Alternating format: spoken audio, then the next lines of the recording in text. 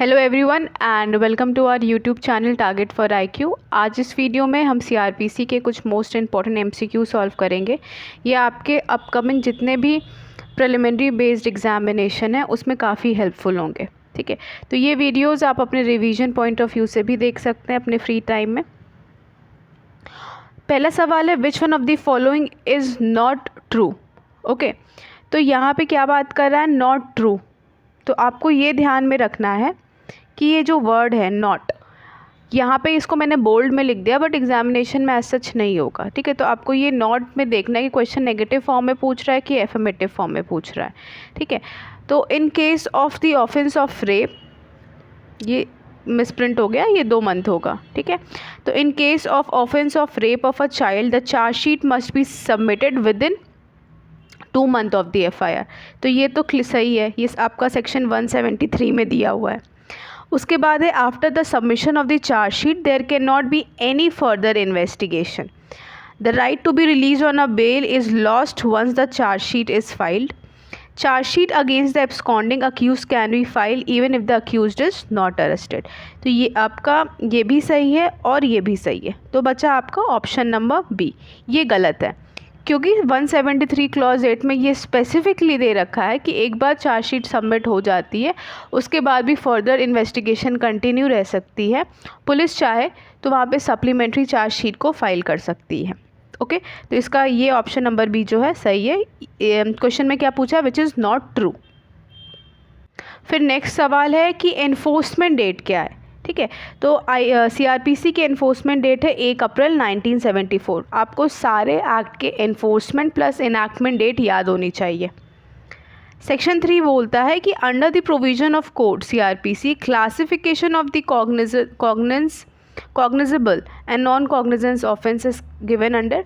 तो ये आपका किस में दिया हुआ है, ये फर्स्ट शेड्यूल में दिया हुआ है। इसमें कंफ्यूज मत होइएगा।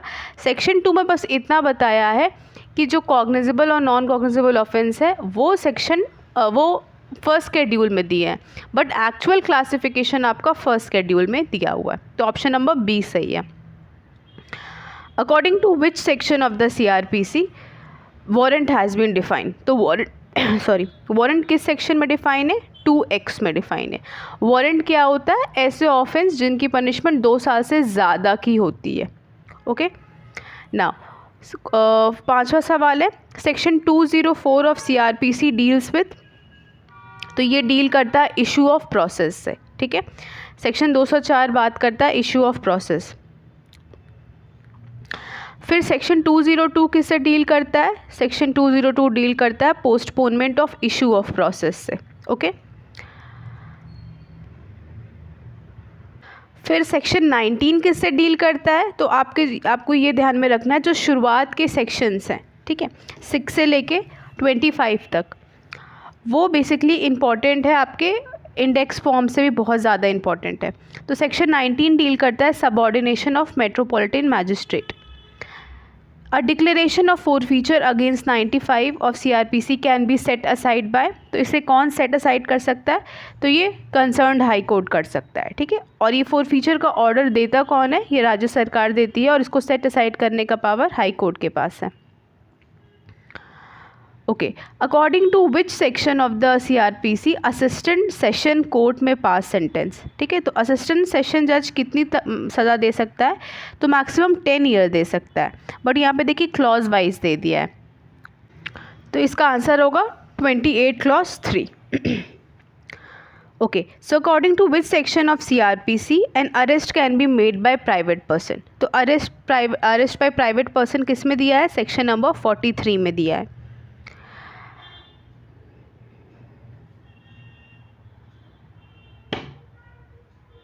Joining of 2 or more independent and respectable inhabitants of the locality in which the place is to be searched is mandated under। तो ये सेक्शन 100 क्लॉज 4 में दिया है। Warrant of arrest shall be in such form as prescribed in. तो ये बहुत important है, जो वारंट ऑफ अरेस्ट है उसका जो बेसिक स्ट्रक्चर मतलब जो फॉर्म है वो किस मतलब फॉर्म नंबर में दे रखा है। तो ये किस में दिया है, ये आपको पता होना चाहिए। ये form number 2 of the second schedule में है। सेक्शन 67 ऑफ सीआरपीसी किससे डील करता है, तो ये किससे डील करता है? Service of summon outside the local limit. In non-cognizable cases, when a magistrate order the police to investigate, in that case it will be at par with the cognizable offence cases and the police will have all the power in respect of investigation. तो non cognizable cases में जब magistrate के order मिल जाते हैं तो police के पास वही power होती है जो कॉग्निजेबल ऑफेंस के केसेस में होती है, बट यहाँ पे पुलिस अरेस्ट नहीं कर सकता है विदाउट वारंट. तो इसका आंसर होगा ऑप्शन नंबर बी. ये क्वेश्चन हमने ऑलरेडी कर रखा है. सीआरपीसी की एनफोर्समेंट डेट 1 अप्रैल 1974 है. Which of the following state that no appeal shall lie from any judgment or order of criminal court unless otherwise provided. तो ये किस में दे रखा है? सेक्शन 372 में. Section 39 and 40 of CrPC makes it mandatory to give information regarding commission of certain offence. Such information can be given to, तो इसका answer है either magistrate or to a police officer. When the police register a case regarding commission of cognizable offence, the registration of the case is mentioned in, तो cognizable case के बारे में जब भी कोई information दी जाती है तो उसको हम FIR कहते हैं और इसका प्रोविज़न किस में दे रखा है? 154 में. दो FIR वर्ड जो है वो डायरेक्टली यूज़ नहीं हुआ है. Usually a copy of FIR is filed with magistrate having the jurisdiction to take the cognizance by the police officer in compliance to. तो ये कौन से सेक्शन में दे रखा है? 157 में, जिसको हम एक तरीके से अकरेंस रिपोर्ट भी कहते हैं.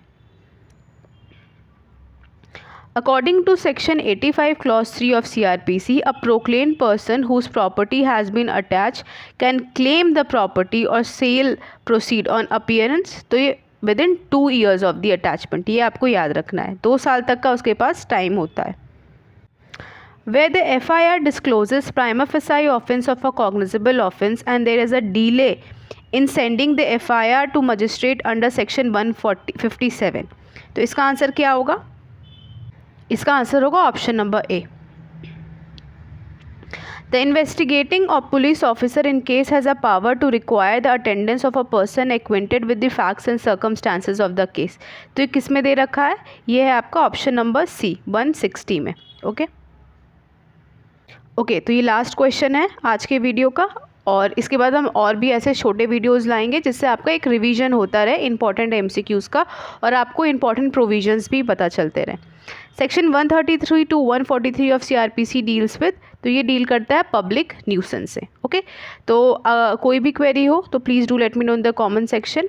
और ये वीडियो जो है इससे आपको इंपॉर्टेंट प्रोविजंस भी पता चल जाएंगे. तो आपको क्या करना है कि इन प्रोविजंस को बेयर एक्ट में निकाल के देखना है और उनको थॉरली 1 से 2 बार पढ़ना है, सो दैट और भी जो अदर इंपॉर्टेंट एसेंशियल्स हैं उस प्रोविज़न में वो भी आपको पता चलता रहे. Okay, thank you.